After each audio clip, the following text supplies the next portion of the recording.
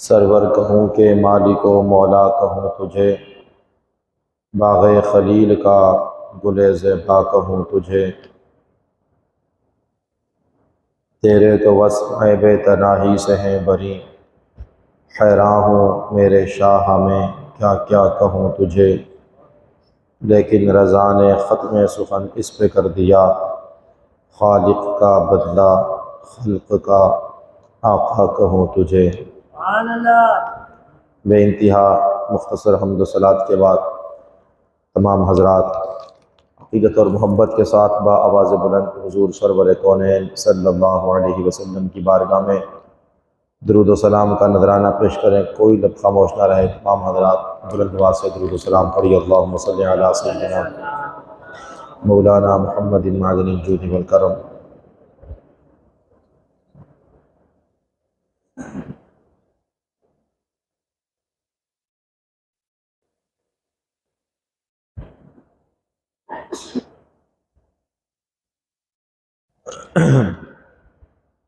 قرآن مجید فرقان حمید کی ایک چھوٹی آیت کریمہ دوران خطبہ میں نے تلاوت کی۔ اللہ رب العالمین مجھے اس آیت کریمہ کی روشنی میں صحیح گفتگو کرنے کی توفیق عطا فرمائے، آپ لوگوں کو صحیح سمجھنے اور اس پر عمل پیرا ہونے کی توفیق عطا فرمائے۔ گزشتہ جمعۃ المبارک میں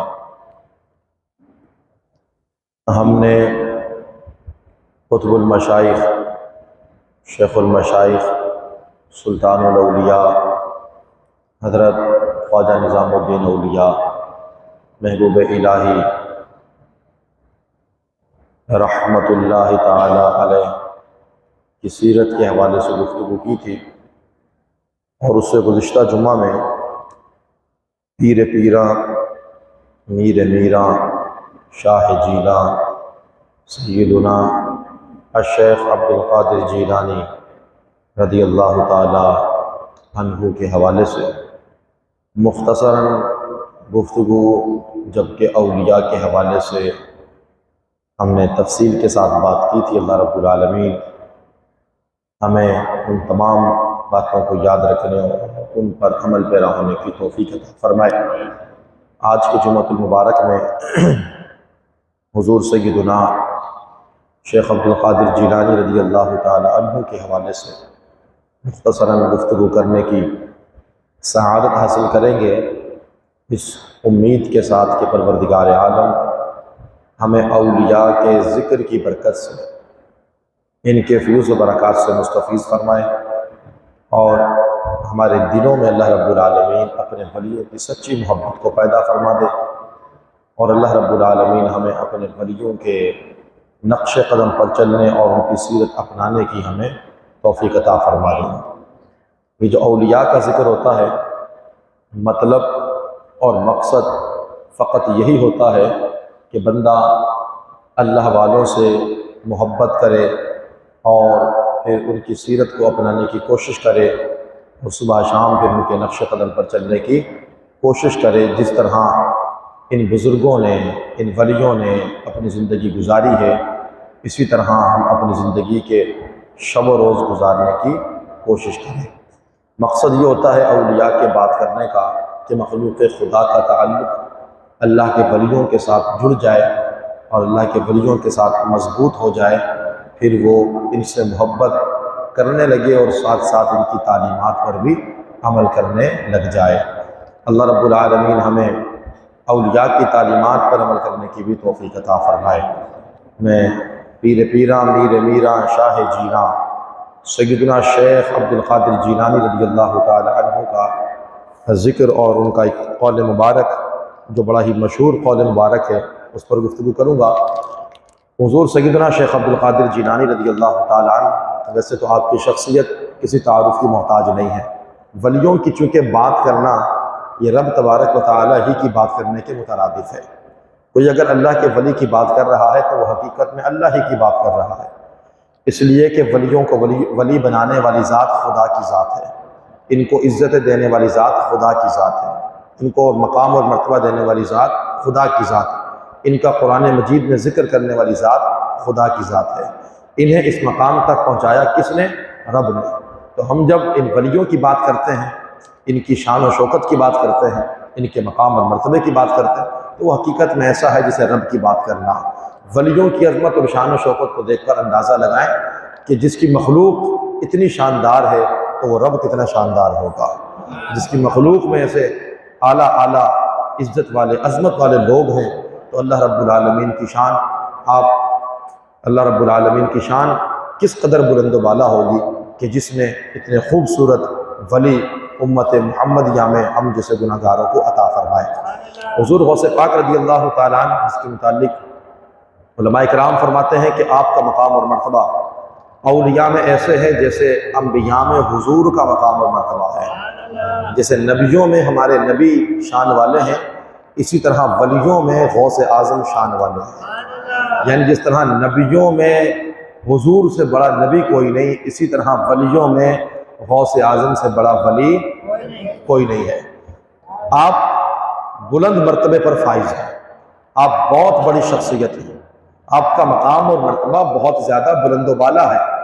اس لیے حضور غوث اعظم رضی اللہ تعالیٰ عنہ کی بات کرتے ہوئے، آپ کی عظمت اور شان و شوکت کو بیان کرتے ہوئے، آپ کے مقام اور مرتبے کو ملحوظ خاطر رکھنا چاہیے، اور آپ کے متعلق ذرا برابر بھی کوئی شکوہ اور کوئی طعنہ و تشریح اپنے دل کے اندر انسان کو پیدا نہیں کرنی چاہیے، اس لیے کہ یہ ولیوں کے سردار بنائے گئے ہیں، اور امت محمدی میں آپ کو اللہ نے ولیوں کا سردار بنایا ہے۔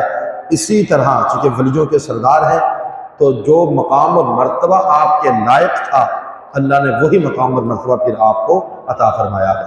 تو جس طرح نبیوں میں حضور سے بڑا نبی کوئی نہیں ہے، اسی طرح ولیوں میں شیخ عبد القادر جیلانی سے بڑا ولی کوئی نہیں ہے۔ حضور غوث پاک رضی اللہ تعالیٰ عنہ، آپ نے ایک طویل زندگی پائی، اور اس زندگی میں آپ نے اپنی جو شروع کی زندگی ہے اس کو زندگی آپ نے طلب علم میں گزاری، علم دین سیکھنے میں، شریعت کا علم سیکھا، پھر طریقت کی منازل کو آپ نے طے کیا، پھر اپنے مرشد کی بارگاہ میں حاضر ہوئے، پھر اس کے بعد آپ نے قال اللہ و قال رسول یعنی پڑھانے کا سلسلہ آپ نے شروع کیا، اور کئی ہزار بچے، کئی ہزار طلباء آپ سے علم دین سیکھتے رہے۔ پھر اس کے بعد آپ نے درس کا، خطبے کا اور تقریر کا اور وعظ کا سلسلہ پھر آپ نے شروع فرمایا۔ آپ کی عبادت کا ذکر ہم کر چکے ہیں، اور آپ کی تعلیمات کا ذکر بھی ہم کر چکے ہیں۔ حضور سیدنا شیخ عبد القادر جیلانی رضی اللہ تعالیٰ عنہ، آپ خود فرماتے ہیں کہ ایک مرتبہ میرے پاس امام الانبیاء رحمت دو عالم صلی اللہ علیہ وسلم تشریف لائے، اور آ کر فرمایا کہ اے میرے بیٹے، تم تقریر کیوں نہیں کرتے، واعظ و نصیحت کیوں نہیں کرتے، خطبہ کیوں نہیں دیتے؟ عرض کرتے ہیں کہ یا رسول اللہ صلی اللہ علیہ وسلم، میں بغداد کا اجمی شخص ہوں، یعنی غیر عربی، میری مادری زبان عربی نہیں ہے۔ عرب کے لوگ تو فصیح و بلیغ ہوتے ہیں، تو عرب کے لوگ جو فصیح و بلیغ ہیں میرا خطاب کیوں سنیں گے؟ کہتے ہیں کہ اللہ کے رسول نے مجھے اپنے قریب کیا، 7 مرتبہ اپنا لعاب دہن یا اپنا تھوک مبارک نکال کر میرے منہ میں ڈالا، اور پھر فرمایا کہ جاؤ خطاب کیا کرو، تقریر کیا کرو، لوگ تمہاری بات کو سنیں گے۔ یعنی اللہ کے رسول نے اپنا فیض عطا فرمایا، اپنا لعاب دہن حضور غوث اعظم کے منہ میں ڈالا۔ یہ وہی لعاب دہن ہے جس کی گھٹی اللہ کے رسول نے امام حسن کو بھی دی، امام حسین کو بھی دی، اور حضرت غوث اعظم رضی اللہ تعالیٰ عنہ آپ حسنی حسینی سید ہیں، باپ کی طرف سے سلسلہ نسب امام حسن تک، ماں کی طرف سے امام حسین تک پہنچتا ہے۔ کہتے ہیں کہ یہ ظہر سے پہلے کا واقعہ ہے، ظہر کی نماز سے پہلے کا واقعہ ہے۔ کہتے ہیں اس کے بعد میں بیٹھ گیا، ظہر کی نماز کے بعد پھر مولا کائنات، مشکل کشا، شیر خدا حضرت علی المرتضیٰ رضی اللہ تعالیٰ عنہ تشریف لائے، آ کر کہا کہ میرے بیٹے تم خطاب نہیں کرتے۔ حضرت غوث اعظم فرماتے ہیں کہ میں نے کہا میں تو چونکہ بغداد کا ایک اجمی شخص ہوں، اور عرب کے فصیح و بلیغ لوگ میرا خطبہ، میری تقریر، میرے واعظ و نصیحت کو کیوں سنیں گے؟ حضرت علی نے مجھے قریب کیا، 6 مرتبہ اپنا لعاب دہن نکال کر میرے منہ میں ڈال دیا۔ میں نے پوچھا، اللہ کے رسول جلوہ گر ہوئے، 7 مرتبہ لعاب دہن ڈالا، آپ نے 6 مرتبہ کہا کہ وہ امام الانبیاء تھے، انہوں نے 7 مرتبہ لعاب دہن دیا، میں امام الاولیاء ہوں تو میں نے 6 مرتبہ لعاب دہن آپ کو عطا فرمایا۔ دوسری بات یہ کہ وہ نبیوں کے سردار ہیں، میں ولیوں کا سردار ہوں۔ حضور نبی ہے، میں ان کا امتی ہوں، تو میں نے حضور کا ادب کرتے ہوئے، حضور کا ادب کرتے ہوئے کہ حضور نے 7 مرتبہ آپ کو گٹھی دی اپنے لعاب دہن کی، تو میں نے 6 مرتبہ۔ اس کے بعد حضرت علی نے بھی تھپکی دی اور کہا کہ خطاب کیا کرو، لوگ تمہارے باز کو سنیں گے۔ پھر اس کے بعد حضرت سیدنا شیخ عبد القادر جیلانی رضی اللہ تعالیٰ عنہ، آپ نے سلسلہ خطاب کو شروع کیا تو آپ کا خطاب اس قدر مشہور ہوا کہ دور دراز سے لوگ حضرت سیدنا شیخ عبد القادر جیلانی رضی اللہ تعالیٰ عنہ کا خطبہ سننے کے لیے، آپ کی تقریر سننے کے لیے، آپ کا واعظ سننے کے لیے آیا کرتے تھے، اور آپ کے خطابات کا یہ عالم ہوتا کہ ہزار لوگ بیک وقت حضرت سیدنا شیخ عبد القادر جیلانی رضی اللہ تعالیٰ عنہ کے خطبے میں موجود ہوا کرتے تھے۔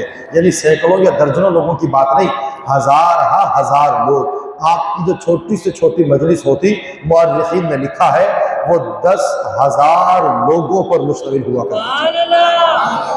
کم سے کم کسی مجلس میں جو لوگ ہوتے تھے تھوڑے سے تھوڑے بھی تو وہ 10,000 ہوتے تھے، اور عمومی طور پر 70,000 کا مجمع حضور غوث پاک رضی اللہ تعالی عنہ کا خطبہ سننے کے لیے بیک وقت آپ کی مجلس میں جلوہ گر ہوتے تھے۔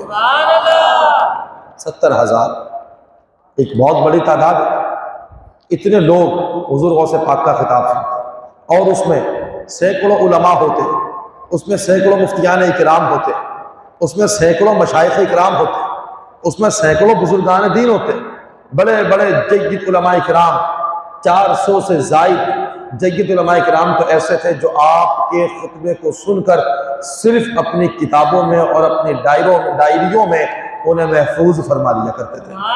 غوث اعظم آج ہمارے یہاں محفل ہوتی ہے، جلسہ ہوتا ہے تو ہم اس کا اعلان کرتے ہیں، لوگوں کو دعوت دیتے ہیں، اور اشتہار بھی چھپا لیتے ہیں، پیرا فلیکس بھی بنوا لیتے ہیں، جتنے اشتہار ہوتے ہیں اسی کے مطابق لوگ آتے ہیں۔ لیکن حضور غوث اعظم تو 70,000 کا مجمع، کوئی پمفلیٹ نہیں ہے، کوئی اشتہار نہیں ہے، کوئی اعلان نہیں ہے، پھر بھی 70,000 لوگ حضور غوث اعظم کا خطاب سننے کے لیے آتے ہیں۔ لیکن کمال یہ تھا، آپ کی کرامت یہ تھی، اب 70,000 لوگ تو آ گئے، آپ اندازہ کر رہے ہیں کہ 70,000 لوگ یہاں آ جائیں تو یہ مسجد بھی بھر جائے، صحن بھی بھر جائے، سامنے کا میدان بھی بھر جائے، اطراف کی جگہ بھی بھر جائیں، پھر بھی 70,000 لوگ اس جگہ میں سما نہیں سکتے۔ اور اس کے بعد یہاں پر تقریر شروع ہو جائے تو ہماری آواز تو یہاں دیوار کے پیچھے نہ جائے، اس کمرے سے باہر نہ جائے بغیر مائک کے۔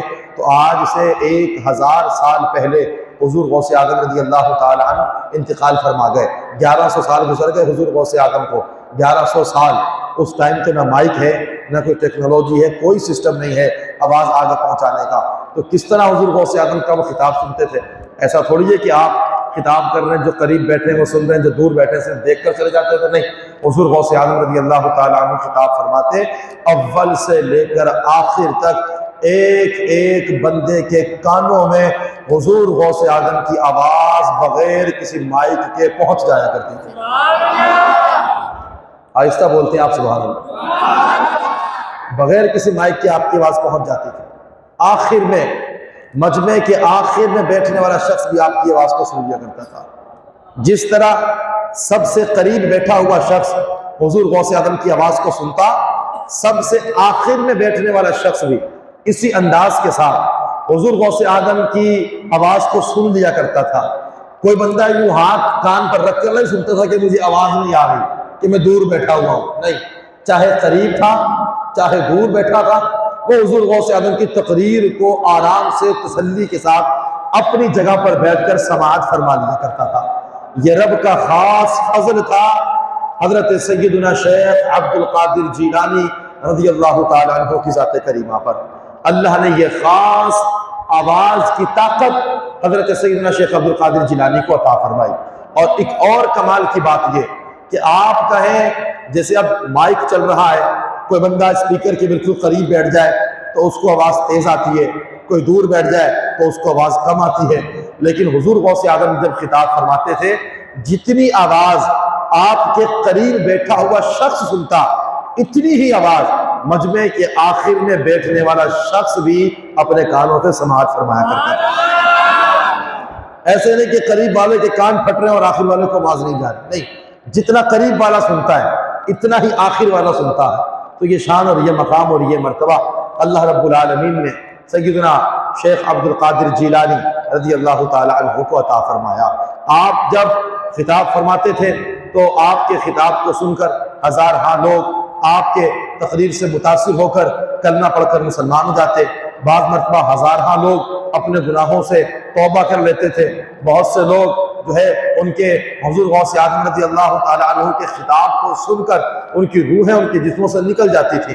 آپ کا کوئی خطبہ ایسا نہیں ہوتا تھا کہ جس کے اندر غیر مسلم کلمہ نہ پڑھتے ہو، گناہگار توبہ نہ کرتے ہو، جس میں لوگوں کے جنازے نہ اٹھتے ہو۔ گناہگار آتے نیکوکار بن جاتے، نیکوکار آتے وہ ولی بن جاتے تھے، مرید آتا پیر بن جاتا، مقتدی آتا امام بن جاتا۔ ایسی آپ تبلیغ فرماتے اور ایسی اپنے سامعین کی آپ جو ہے وہ ان کی تربیت فرمایا کرتے تھے کہ جو بھی آتا تھا اس کا کردار آپ صاف فرما دیا کرتے تھے، ان کے دلوں پر نگاہ فرماتے، ان کے دلوں کو صاف فرما دیا کرتے تھے۔ یہ اللہ والوں کی شان ہے، ان کی نگاہ لوگوں کے دلوں پر ہوتی ہے، یہ لوگوں کے دلوں کو صاف کرتے ہیں اور یہ لوگوں کے دلوں پر حکومت کرتے ہیں۔ ان کی حکومت لوگوں کے دلوں پر ہوتی ہے، ان سے لوگ دلوں کے ساتھ محبت کرتے ہیں، اپنے دل کے ساتھ محبت کرتے ہیں، کبھی اولیاء کے خلاف باتیں نہیں کرتے، دل و جان سے پیار کرتے ہیں، صبح شام ان کا تذکرہ کرتے ہیں۔ تو حضور غوث اعظم رضی اللہ تعالیٰ عنہ خطاب فرما رہے ہیں۔ کئی لوگ ایسے ہوتے جنہیں حضور علیہ السلام کا دیدار حضور غوث اعظم کی مجلس میں ہی نصیب ہو جایا کرتا تھا۔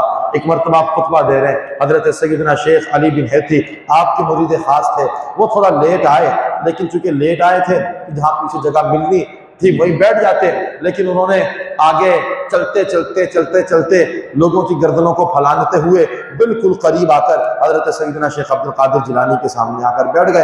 حضور غوث پاک نے اسے ترچھی نگاہوں سے دیکھا۔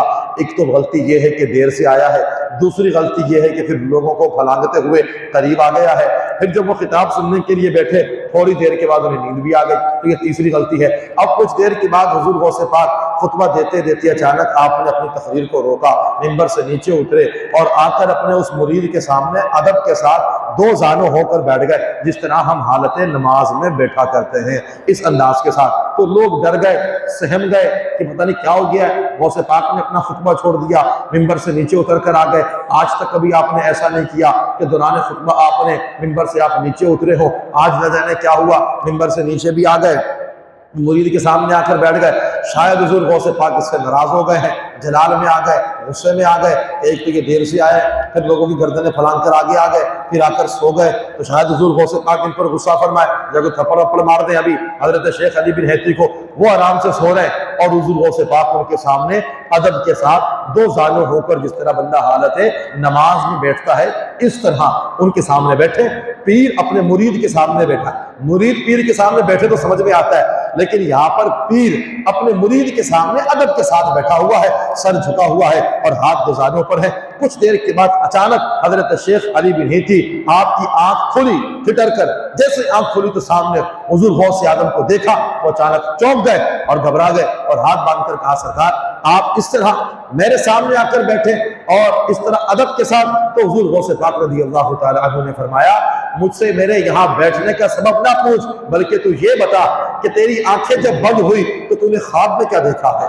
حضرت شیخ علی بن حیتی یہ سن کر حیران ہو گئے، کہا کہ یا سیدی میری آنکھیں جب بند ہوئی تو میرے دل کی آنکھیں کھل گئی، میں نے خواب میں آمنہ کے لال احمد مجتبی محمد مصطفیٰ کی زیارت سے میں نے حضور کو خواب میں دیکھا ہے۔ حضور غوث پاک رضی اللہ تعالیٰ عنہ نے فرمایا اچھا تو نے حضور کو خواب میں دیکھا، ذرا یہ تو بتا کہ حضور نے کیا فرمایا ہے؟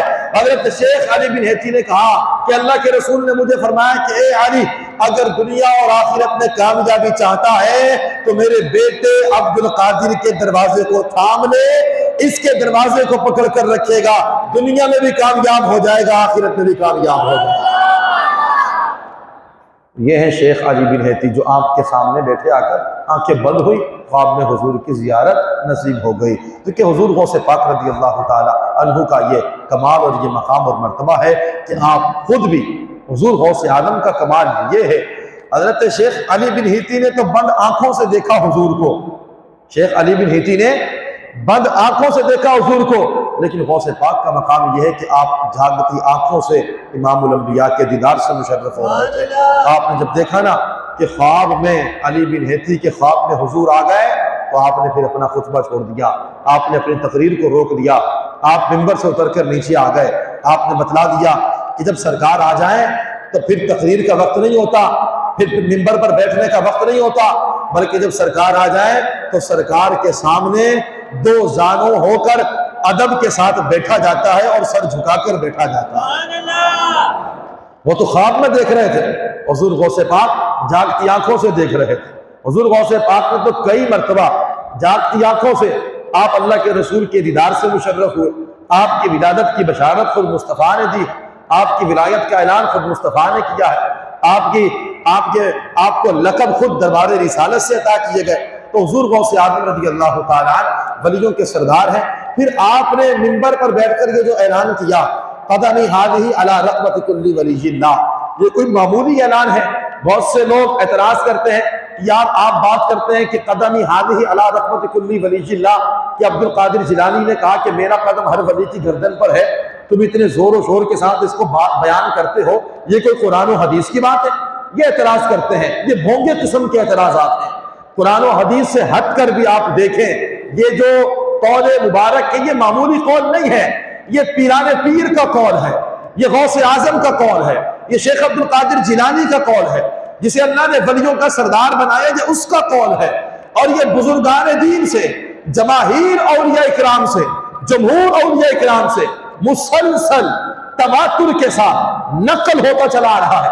کسی بزرگ نے حضور غوث اعظم رضی اللہ تعالی عنہ کے اس اعلان کی نفی نہیں کی، کسی پیر نے، کسی شیخ نے، کسی بھی شخص نے حضور غوث اعظم رضی اللہ تعالی عنہ کے اس اعلان پر نہ اعتراض کیا، نہ ان سے اختلاف کیا، بلکہ ہر شخص نے آپ کے اس حکم کو قبول بھی کیا۔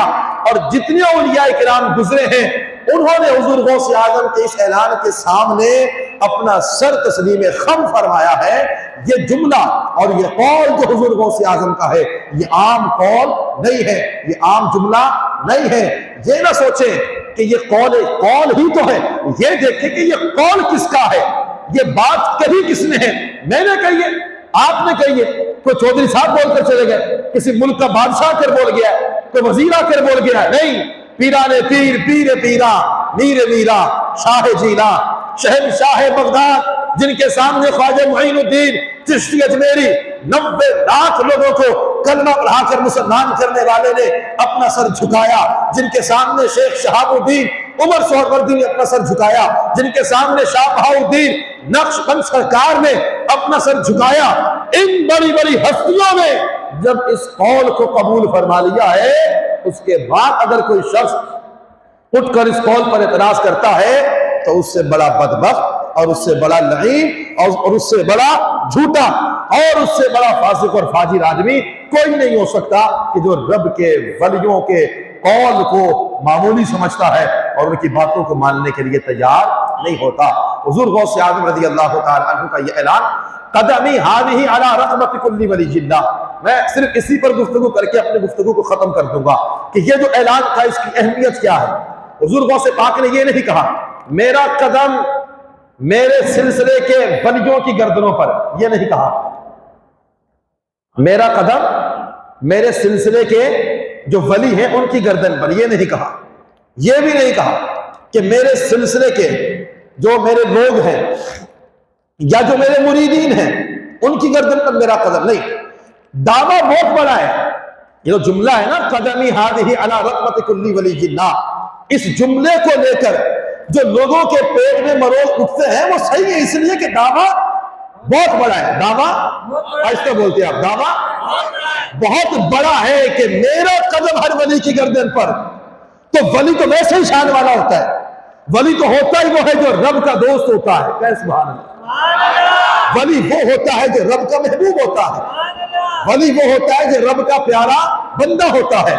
تو ولی تو ویسے ہی شان والا ہوتا ہے، تو شان والے لوگوں کی گردنوں پر قدم رکھنا یہ کوئی معمولی بات ہے؟ تو دعویٰ تو بہت بڑا ہے حضور غوث اعظم کا، اسی لیے کچھ لوگ معترض ہوئے، لیکن معترض ہونے والے وہ ہیں جو شاید طریقت کو نہیں سمجھتے، وہ ہیں جو اولیاء کی شان مقام مرتبے کو نہیں مانتے۔ غوث اعظم کا یہ اعلان، میرا قدم ہر ولی کی گردن پر ہے۔ اب اس کے اندر علماء نے دو باتیں بیان کی۔ بعض نے یہ کہا کہ یہ اعلان روئے زمین پر آج تک جتنے اولیاء آئے سب کے لیے ہے، اور قیامت تک جتنے ولی آئیں گے ان سب کے لیے بھی ہے، سوائے انبیاء کے اصحاب کو چھوڑ کر، ہر نبی کے جو صحابی گزرے ہیں ان کو چھوڑ کر۔ اس کے علاوہ جتنے اولیاء دنیا میں گزر چکے اور جتنوں نے آنا ہے، یہ حکم سب کے لیے ہے۔ آپ نے جب یہ اعلان کیا تو ہر ولی نے، چاہے جو گزر کر قبر میں تھا، چاہے جو مشرق سے لے کر مغرب میں تھا، جو شمال سے لے کر جنوب تک تھا، چاہے جو ماں کے پیٹ میں تھا یا عالم ارواح میں تھا، ہر ولی نے آپ کے اس اعلان کو سن کر اپنی جبین نیاز کو جھکا دیا۔ ایک قول ہے یہ۔ دوسرا، بعض علماء نے یہ کہا کہ یہ تمام اولیاء کو یہ قول شامل نہیں ہے۔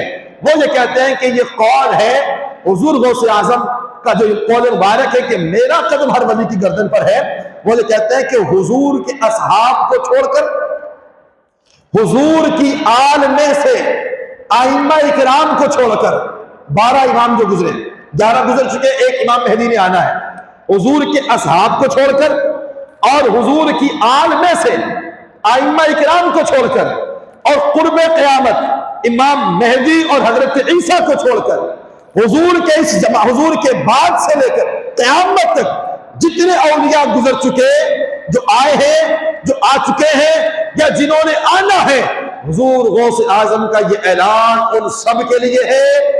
ان تمام اولیاء کی گردنوں پر سیدنا شیخ عبد القادر جیلانی رضی اللہ تعالی عنہ کا قدم مبارک جلوہ گیا۔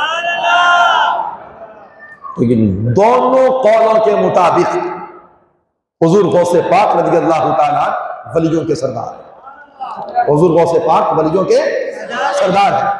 حضور کی امت کے جتنے اولیاء ہیں، صحابہ کرام کو چھوڑ کر، ائمہ اہل بیت کو چھوڑ کر، امام مہدی اور امام حضرت عیسیٰ کو چھوڑ کر، ہر ولی کی گردن پر حضور غوث اعظم کا قدم مبارک ہے۔ آپ نے یہ اعلان کیا۔ اچھا، پھر یہ اس اعلان کی اہمیت کیا ہے؟ اولیاء کرام تو کہتے ہیں کہ یہ جو آپ نے اعلان کیا، اعلان خود نہیں کیا، آپ مامور تھے، یعنی آپ کو حکم دیا گیا۔ یہ اتنا بڑا دعویٰ کوئی بندہ اپنی ذات سے کر ہی نہیں سکتا۔ اتنا بڑا دعویٰ کوئی بندہ اپنی طرف سے کر ہی نہیں سکتا۔ یہ بہت بڑا دعویٰ ہے کہ اللہ کے ہر ولی کی گردن پر میرا قدم ہے۔ یہ کوئی عام دعویٰ نہیں ہے، یہ بہت بڑا دعویٰ ہے۔ اور علماء کرام، اولیاء کرام نے کہا کہ آپ مامور من اللہ تھے۔ آپ نے جو یہ اعلان کیا، بِأَمْرِ اللَّهِ بِإِذْنِ اللَّهِ، یہ خدا کے حکم سے اعلان تھا اور خدا کی اجازت سے آپ نے منبر پر کھڑے ہو کر یہ اعلان فرمایا۔ یہ اعلان خود نہیں کیا گیا، یہ اعلان کروایا گیا۔ اور پروردگار عالم اپنے انبیاء سے، بسا اوقات اپنے اولیاء سے، ان کی عظمت کو لوگوں پر ظاہر کرنے کے لیے ان سے ایسے اعلانات کرواتا رہتا ہے۔ اس میں اگر کوئی نبی اپنی شان بیان کرے یا کوئی ولی اپنے مقام اور مرتبے کو بیان کرے تو اس میں غرور اور تکبر کا عمل دخل نہیں ہے۔ بسا اوقات ان نیک بندوں کی عظمت، ان کی شان و شوکت، ان کے مقام اور مرتبے کو لوگوں پر ظاہر کروانے کے لیے پروردگار عالم اپنے ان نیک بندوں سے ایسے اعلان کروا دیتا ہے تاکہ لوگوں کے دلوں میں ان نیک لوگوں کی محبت جلوہ گر ہو جائے، لوگوں کے دلوں میں ان کی محبت پیدا ہو جائے اور وہ ان کا قرب حاصل کر لیں، پھر وہ ان کی تعلیمات سے فائدہ اٹھائیں، پھر وہ ان کے نقش قدم پر چلیں اور ان کے فیض و برکات سے مستفیض ہو جائیں۔ اللہ رب العالمین کا چونکہ خاص فضل ہوتا ہے ایسی ہستیوں پر۔ حضرت شیخ ابو سعید قینوی رحمہ اللہ، یہ حضور سیدنا غوث اعظم کے زمانے کے ایک بزرگ ہیں اور بہت بڑے بزرگ ہیں۔ حضرت شیخ شہاب الدین عمر سہروردی سلسلہ سہروردیہ کے جو امام ہیں، ان کے ہم عصر ہیں۔ خواجہ معین الدین چشتی اجمیری کے ہم عصر ہیں، آپ کہتے تھے جب سیدنا شیخ عبد القادر جیلانی نے یہ اعلان کیا اس وقت آپ کی کیفیت یہ تھی کہ آپ کے قلب مبارک پر پروردگار عالم نے اپنی خاص تجلی کا اظہار فرما رکھا تھا۔ اللہ نے اپنی تجلی کا اظہار فرمایا، اور اپنی تجلی جب آپ نے قلب غوث اعظم پر فرمائی تو غوث اعظم اس اعلان کے کرنے پر مجبور ہو گئے، قدمی حاضی علی رقبت کل ولی اللہ، میرا یہ قدم ہر ولی کی گردن پر ہے۔ اور یہ اعلان تو غوث پاک نے بہت بعد میں کیا، لیکن اس اعلان کی شہرت تو آپ کے پیدا ہونے سے پہلے بھی دنیا میں تھی۔ آپ سے پہلے جو بزرگ گزرے، ابھی عبد القادر جیلانی پیدا نہیں ہوئے، آپ بعد میں پیدا ہوئے، آپ کی شہرت کے ڈنکے خدا کی قسم دنیا میں پہلے سے بج رہے تھے۔ پہلے بزرگان دین بشارتیں دیتے تھے، ان قریب حضور کی آل سے ایک عبد القادر نامی بچہ پیدا ہوگا۔ امام حسن عسکری جو 11ویں امام ائمہ اہل بیت میں، آپ نے تو اپنا ایک مصلی بطور تحفہ اپنے خلیفہ خاص کو، اپنے مرید خاص کو دیا، اور اس سے کہا کہ 34 صدی ہجری کے اندر میری آل سے صوبہ گیلان کے اندر عبد القادر نامی بچہ پیدا ہوگا، یہ مصلی تحفۃً میری طرف سے اس شہزادے کو عطا فرما دے۔ اور اس کے کئی سالوں کے بعد عبد القادر جیلانی پیدا ہوئے، کئی سالوں کے بعد۔ تو حضور غوث اعظم پر اعتراض کرنا اپنے آپ کو برباد کرنے، تباہ کرنے کے مترادف ہے، اس لیے کہ حضور غوث اعظم کوئی معمولی شخصیت نہیں ہے، عبد القادر جیلانی کوئی معمولی شخصیت نہیں ہے۔ مقام ولایت میں اللہ نے آپ کو جو مقام دیا ہے وہ کسی اور ولی کو عطا نہیں فرمایا اللہ رب العالمین نے۔ اور حضرت شیخ ابو احمد عبداللہ بن علی بن موسیٰ، آپ نے حضرت عبد القادر جیلانی کی ولادت سے 6 سال پہلے، کتنے؟ 6 سال پہلے، حضور غوث اعظم کی ولادت سے 6 سال پہلے آپ نے فرمایا تھا ان قریب صوبہ گیلان کے اندر سادات میں ایک ایسا شہزادہ پیدا ہوگا جو منبر پر کھڑے ہو کر یہ اعلان کرے گا قدمی حاضی علی رقبت کل ولی اللہ۔ ابھی عبد القادر جیلانی پیدا آہستہ آہستہ بولتے ہیں، ابھی تو آپ پیدا بھی نہیں ہوئے، اور بزرگان دین پہلے بتا کر جا رہے تھے کہ ایک بندہ آئے گا جو یہ اعلان کرے گا، جسے اللہ یہ توفیق دے گا۔ صاحب سفینۃ الاولیاء نے لکھا کہ یہ جو اعلان آپ نے کیا یہ خدا کے فضل سے اور رسول اللہ کی کمال عنایت اور کمال حمایت سے ممکن ہوا کہ آپ کی پشت پر دست مصطفیٰ تھا، کہ آپ نے اعلان کیا کہ میرا قدم ہر ولی کی گردن پر ہے۔ پھر اس اعلان کو سنا کس نے؟ سیدنا شیخ علی بن ہیتی نے۔ جب غوث پاک نے یہ اعلان کیا نا تو اس مجلس کے اندر سیدنا شیخ علی بن ہیتی بیٹھے ہوئے تھے۔ یہ وہی شیخ علی بن ہیتی ہیں جنہوں نے غوث اعظم کی مجلس میں رسول اللہ کی زیارت کی تھی۔ سبحان اللہ بھی آہستہ بولتے ہیں آپ لوگ۔ ابھی تو میں نے بات کی نا کہ حضور کی زیارت کی انہوں نے، تو یہی شیخ علی بن ہیتی بیٹھے ہوئے تھے، اور غوث اعظم نے فرما دیا میرا قدم ہر ولی کی گردن پر ہے۔ آپ اٹھے اور آگے قریب آ کر غوث اعظم کا قدم اٹھا کر اپنی گردن پر رکھ دیا، کہا کہ ابھی شیخ نے اعلان کیا ہے تو اے اہل مجلس دیکھ لو، غوث اعظم کا قدم ہے اور میری گردن پر موجود ہے۔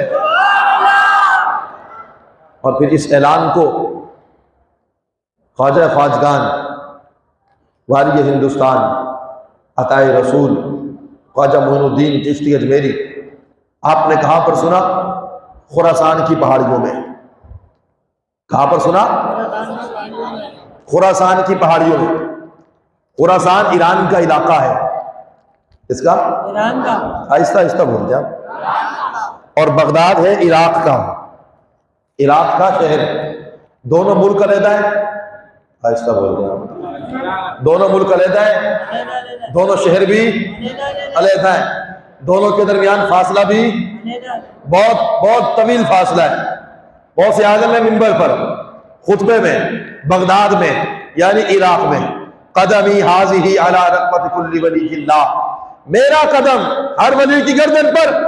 خواجہ معین الدین خراسان کے پہاڑوں میں سینکڑوں میل کا فاصلہ، غوث پاک نے یہ اعلان کیا، معین الدین نے خراسان میں اس کو سن لیا، معین الدین نے اسے خراسان میں سن لیا اور سن کر کہا سر جھکا کر، اور خواجہ معین الدین کو یہاں بستی ہے نانا 90 لاکھ لوگوں کو کلمہ پڑھا کر مسلمان بنانے والے، قطب الدین بختیار کاکی کے پیر و مرشد، وہ قطب الدین جو بابا فرید کے مرشد، وہ فرید الدین جو خواجہ نظام الدین اولیاء کے مرشد، یعنی نظام الدین اولیاء کے مرشد فرید الدین، فرید الدین کے مرشد قطب الدین، اور قطب الدین کے مرشد معین الدین۔ یہ معین الدین خطاب کو سن کر سر جھکا کر کہتے ہیں لا بل علی عینی وعلی راسی، یا شیخ وہ اور ہے جن کی گردن پر تیرا قدم ہے، معین الدین کی آنکھوں پر بھی تیرا قدم ہے، معین الدین کے سر پر بھی تیرا قدم ہے۔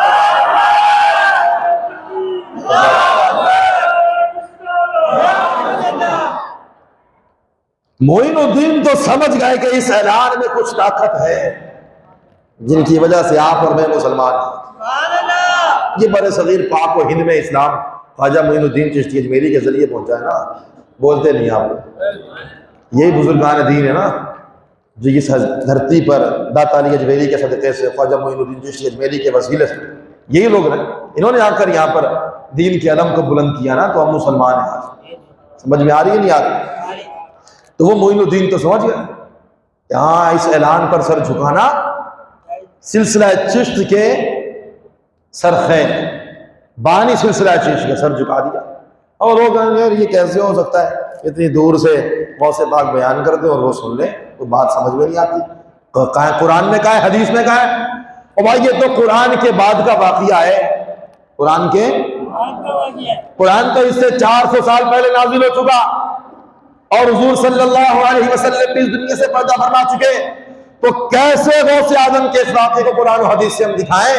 لیکن ہاں قرآن کے اندر ولیوں کی عظمت بھی اللہ نے بیان فرمائی ہے، اور احادیث مبارکہ میں اللہ نے ولیوں کی شان بھی بیان فرمائی ہے۔ یہ جو اولیاء ہیں، چاہے غوث اعظم ہو، چاہے چاہے خواجہ معین الدین چشتی اجمیری ہو، یہ اولیاء ہیں، اور اولیاء کی شان قرآن مجید میں ایک نہیں کئی آیتوں میں اللہ نے ولیوں کی شان بیان فرمائی ہے، اور رسول اللہ نے کئی حدیثوں میں ان ولیوں کی شان کو بیان فرمایا، اور اللہ نے خود حدیث قدسی میں فرما دیا کہ جو ولی ہوتے ہیں جب یہ میرا قرب حاصل کرتے ہیں تو میں ان کی آنکھیں بن جاتا ہوں، میں ان کے کان بن جاتا ہوں، میں ان کے ہاتھ بن جاتا ہوں، اور میں ان کے پاؤں بن جاتا ہوں۔ حقیقت کے اندر ہاتھ، پاؤں، آنکھیں، کان تو ان کے ہوتے ہیں، مگر اس میں طاقت خدا کی طرف سے آ جاتی ہے، اس میں طاقت نہیں ایسا کیسے ہو سکتا ہے بھائی یہاں سے وہاں آواز پہنچ جائے، کیسے پہنچ جائے بھائی؟ ٹھیک ہے، اعتراض کرنے والے لوگ، ہم تو یہ باتیں کر رہے ہیں محبین لوگوں کے لیے، جو اولیاء سے محبت کرنے والے، جو ماننے والے ہیں۔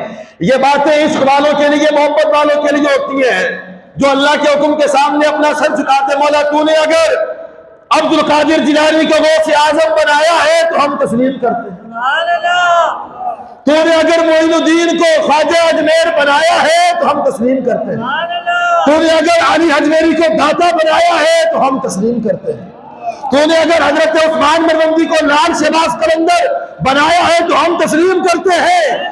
یہ تیری عطا ہے، تو چاہے کسی کو غوث بنا دے، تو چاہے کسی کو داتا بنا دے، ہم کون ہوتے ہیں اعتراض کرنے والے؟ تیری عطا ہے، رب کی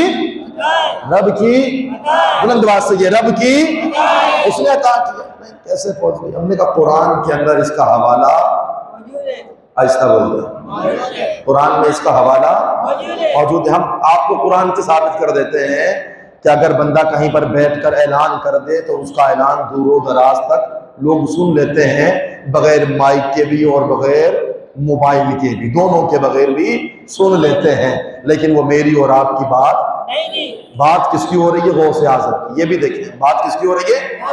40 سال تک عشاء کے وضو سے نماز فجر پڑھنے والے، 25 سال بیابانوں میں، جنگلوں میں، صحراؤں میں گزارنے والے کی، 15 سال ہر رات میں ایک قرآن مجید ختم کرنے والا، یہ بات اس لیے ہو رہی ہے جس نے اپنے آپ کو اللہ کی ذات میں فنا کر دیا، جس نے اپنے آپ کو رسول اللہ کی محبت میں فنا کر دیا، یہ اس کی بات ہو رہی ہے۔ چودھری صاحب کی بات نہیں ہو رہی، شیخ صاحب کی بات نہیں ہو رہی کہ آپ اعتراض کریں، غوث اعظم کی بات ہو رہی ہے۔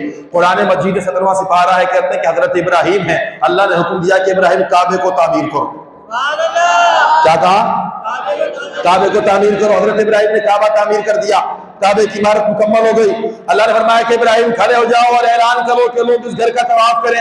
حضرت ابراہیم نے عرض کی مولا میں اعلان کر کے کس کو سناؤں گا؟ یہ اطراف کے لوگ، ان کو تو پتہ ہے کعبہ بن رہا ہے، تو ان کے سامنے اعلان کرنے کا کیا فائدہ ہے؟ اور اگر تو یہ کہتا ہے کہ میرا اعلان لوگ سنیں گے تو میری آواز تو دور تک جائے گی نہیں۔ تو پروردگار عالم نے فرمایا کہ ابراہیم تیرا کام ہے اعلان کرنا، تیرا کام کیا ہے؟ اعلان کرنا۔ تو حضرت ابراہیم نے جبل ابی قبیس پر کھڑے ہو کر اعلان کیا۔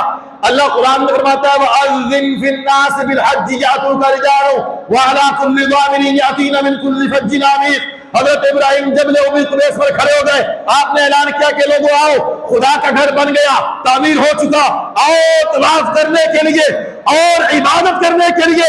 تو جو اعلان جبل ابی قبیس پر کھڑے ہو کر کیا گیا، آپ کی آواز کو مشرق سے لے کر مغرب تک، شمال سے لے کر جنوب تک، عروہ زمین پر رہنے والے ایک ایک شخص نے حضرت ابراہیم کے اس اعلان کو اپنے کانوں سے سماعت فرما لیا۔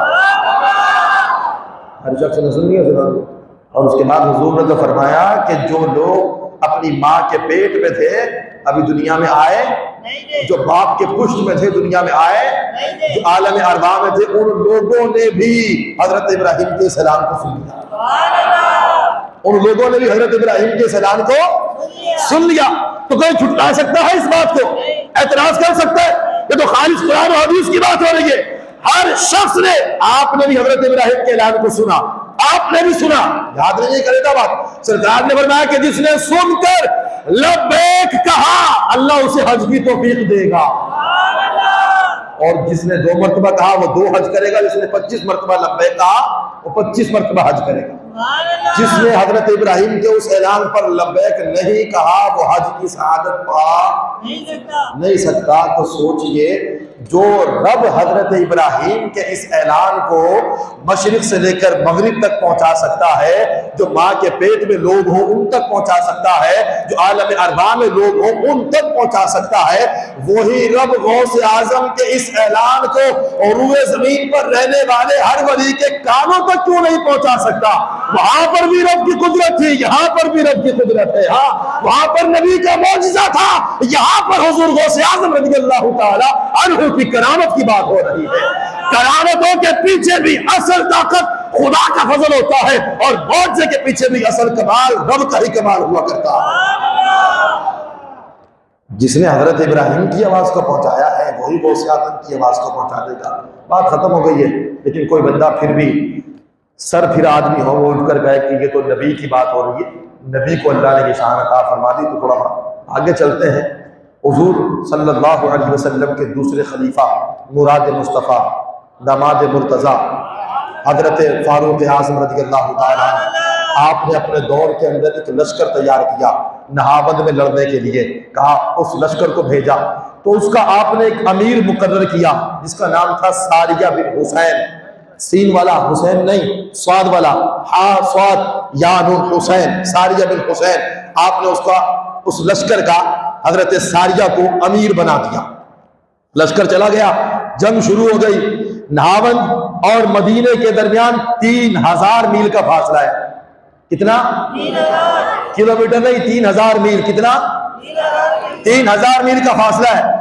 ایک دن امام فخر الدین رازی نے تفسیر کبیر میں، علامہ جلال الدین سیوطی نے، اور بہقی شریف میں کنز المال کے اندر یہ حدیث موجود ہے، کہتے ہیں ایک دن جمعے کا دن تھا، حضرت عمر منبر پر آئے خطبہ دے رہے ہیں، اچانک دوران خطبہ آپ نے ایک جملہ کہا، یا ساریۃ الجبل، یا ساریۃ الجبل، یا ساریۃ الجبل۔ صحابہ کرام نے کہا یا سیدی اے امیر المؤمنین، ساریہ تو نہاوند گیا ہوا ہے، سالار لشکر کا سالار بن کر 3000 میل کے فاصلے پر آپ یہاں سے انہیں پکارتے ہیں۔ امام فخر الدین رازی نے لکھا کہ حضرت علی المرتضیٰ اس مجلس میں تھے، آپ نے حضرت عمر فاروق کی زبان سے یہ کلمات سن کر وقت بھی لکھ لیا اور دن بھی اپنے پاس لکھ لیا۔ کچھ دنوں کے بعد اس لشکر کا ایک شخص یہاں پر پیغام دینے کے لیے آیا تو اس سے حضرت عمر نے پوچھا کہ بھائی جنگ کا سلسلہ کیسا رہا؟ اس نے کہا کہ امیر المومنین ہم تو جنگ ہار رہے تھے، اچانک ہم نے غیب سے آواز سنی کہ کوئی پکار رہا تھا یا ساریت الجبل یا ساریت الجبل یا ساریت الجبل فغلبنا ببرکت ذالک الصوت۔ جب یہ آواز ہم نے سنی تو خدا کی قسم پروردگار عالم نے اس آواز کی برکت سے ہمیں اس ہاری ہوئی جنگ کے اندر کامیابی بھی عطا فرما دی ہے اور فتح یابی بھی عطا فرما دی ہے۔ اب سوال یہ پیدا ہوتا ہے 3000 میل کے فاصلے سے حضرت عمر نے منبر پر کھڑے ہو کر انہیں پکارا، حضرت عمر کی آواز کیسے وہاں پر پہنچ گئی؟ حضرت عمر کی آواز کیسے وہاں پر پہنچ گئی؟ نہاوند میں 3000 میل کا فاصلہ ہے۔ نہ صرف حضرت عمر نے اپنی آواز پہنچائی بلکہ آپ تو جنگ کا منظر ملاحظہ فرما رہے تھے، مدینے سے منبر پر بیٹھ کر جنگ کے منظر کو ملاحظہ کر رہے تھے اور اس کی شکست کا سبب کا علم بھی آپ کو ہو چکا کہ یہ جو لشکر جنگ ہار رہا ہے وجہ یہ ہے کہ پہاڑ کے پیچھے سے جو دشمن حملہ آور ہو رہا ہے، اس پہاڑ کی وجہ سے یہ جو لشکر ہے مسلمانوں کا یہ جنگ ہار رہا ہے۔ تو آپ نے فرمایا یا ساریت الجبل، پہاڑ کی جانب سے بچو، پہاڑ کی جانب سے بچو، پہاڑ کی جانب سے بچو۔ جب صحابہ کرام نے اس آواز کو سنا اور پہاڑ سے دوری اختیار کی اور اس پر جب توجہ کی تو اللہ رب العالمین نے اس ہاری ہوئی شکست کو مسلمانوں کے لیے کامیابی کے اندر تبدیل فرما دیا۔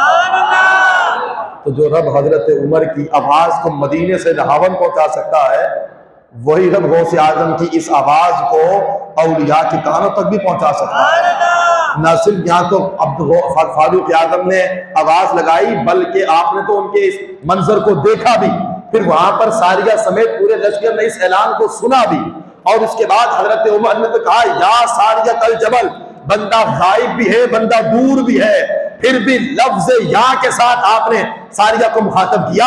آج ہم یہاں بیٹھ کر یا رسول اللہ کہے تو مشرک ہو جائیں، یا بھی کہے تو لوگ مشرک کہتے ہیں کہ دور سے پکارتے ہو، یا غوث کہے تو لوگ مشرک کہتے ہیں۔ حضرت عمر کو کوئی کچھ نہیں کہتا، اس لیے کہ حضرت عمر کے درے سے ساری دنیا ڈرتی ہے۔ مدینے کی سرزمین ہے، مدینے پر زلزلہ آ گیا، 22 لاکھ مربع میل کا حاکم، یہ جو زلزلہ جب بھی زمین پر آتا ہے دنیا کتنی ترقی کر چکی، آج تک ٹیکنالوجی اتنی بھی ترقی نہیں کر سکی کہ زلزلے کے آنے کی خبر پیشگی دے سکے۔ امریکہ اسرائیل جتنی ترقی کر جائے لیکن زلزلے کے آنے کی پیشگی خبر نہیں دے سکتے۔ بارشوں کی خبر دے دیتے ہیں، ہر چیز کی خبر ہو جائے گی، لیکن زلزلہ آنے والا ہے اس کی خبر دینے پر قادر نہیں ہے۔ تو زلزلہ کب آئے گا، کیسے آئے گا؟ رب ہی کے حکم سے آتا ہے۔ زلزلہ جب بھی آتا ہے اس کام کے اندر دنیا کی کوئی طاقت آج تک انوالو نہیں ہو سکی، آج تک اس میں شامل اور داخل نہیں ہو سکی۔ زمین کو ہلا دینا، زمین کو ہلا دینا، بلند و بالا عمارتوں کا ملبے کا ڈھیر بن جانا، یہ خدا کی قدرت اور خدا کی طاقت کا اظہار ہوتا ہے۔ حضرت عمر کھڑے مدینے کی سرزمین پر اور زلزلہ جاتا ہے، مدینے کی سرزمین تھر تھر کانپ رہی ہے۔ حضرت عمر نے اپنا درہ نکال کر، کوڑا نکال کر زور سے مدینے کی زمین پر مارا اور زمین کو مخاطب کر کے کہا کہ اے زمین رک جا، اے زمین رک جا۔ یا پھر یہ بتا کیا عمر نے تجھ پر انصاف نہیں کیا؟ اگر تو نے کانپنا ہے اسی طریقے سے تو کانپتی رہے، لیکن اگر عمر نے تجھ پر انصاف کیا ہے تو تجھ پر زلزلہ نہیں آنا چاہیے۔ اب بتائیے کہ زلزلہ خدا کے دن سے آتا ہے یا کسی اور کے دن سے؟ آہستہ بولتے ہیں۔ زلزلہ جب بھی آتا ہے خدا کے حکم سے، جب بھی آتا ہے خدا کے اذن سے، تو خدا کی مرضی سے زلزلہ آ رہا ہے۔ حضرت عمر کیوں روک رہے ہیں اسے بھائی؟ حضرت عمر اسے خدا زلزلہ لا رہا ہے، عمر روک رہے۔ آپ نے درہ بھی مار دیا زمین پر اور اسے حکم بھی دے دیا۔ تو جس رب نے زمین پر کپ کپاہٹ طاری کی اور اس زمین پر خدا کے حکم سے کپ کپاہٹ طاری ہوئی، خدا ہی کے حکم سے وہ زمین ساکت ہو گئی، لیکن درمیان میں وسیلہ بنی ذات فاروق اعظم رضی اللہ عنہ۔ حضرت عمر کے قول مبارک، آپ کا جملہ مبارک درمیان میں آ گیا۔ رب نے دنیا کو بتلا دیا زلزلہ جب بھی آتا ہے رب کے حکم سے آتا ہے، لیکن رب کے نیک بندے اگر چاہے تو زمین کو زلزلہ لانے سے روک بھی سکتے ہیں۔ حضرت عمر نے اس دن جو کوڑا مارا، 1400 سال گزر گئے، دنیا کے ہر حصے پر زلزلہ آتا ہے، لیکن مدینے کی سرزمین پر نہ آج تک زلزلہ آیا ہے نہ قیامت کی صبح تک آ سکتا ہے، اس لیے کہ حضرت عمر نے مدینے کی سرزمین کو پابند کر دیا ہے۔ آپ کہتے ہیں غوث پاک کی آواز کیسے سن لی؟ معین الدین نے، حضرت فاروق اعظم نے تو زمین کو بھی اپنا حکم سنا دیا کہ تجھ پر زلزلہ نہیں آنا چاہیے، اس لیے کہ عمر نے تجھ پر انصاف کیا ہے، عمر نے تجھ پر انصاف کیا ہے، لہذا تجھ پر زلزلہ نہیں آنا چاہیے۔ زلزلہ آیا بھی خدا کے حکم سے تھا، پھر اس وقت وہ رکا بھی خدا کے حکم سے، لیکن درمیان میں وسیلہ تھے سیدنا فاروق اعظم رضی اللہ تعالیٰ عنہ کی ذات کریمہ، جس کا منبر بنی گردن اولیاء، اس قدم کی کرامت پہ لاکھوں سلام۔ اللہ رب العالمین ہم سب کو حضور سیدنا شیخ عبد القادر جیلانی رضی اللہ تعالیٰ عنہ کی سیرت پر عمل کی توفیق عطا فرمائے۔ وآخر دعوانا الحمدللہ رب العالمین۔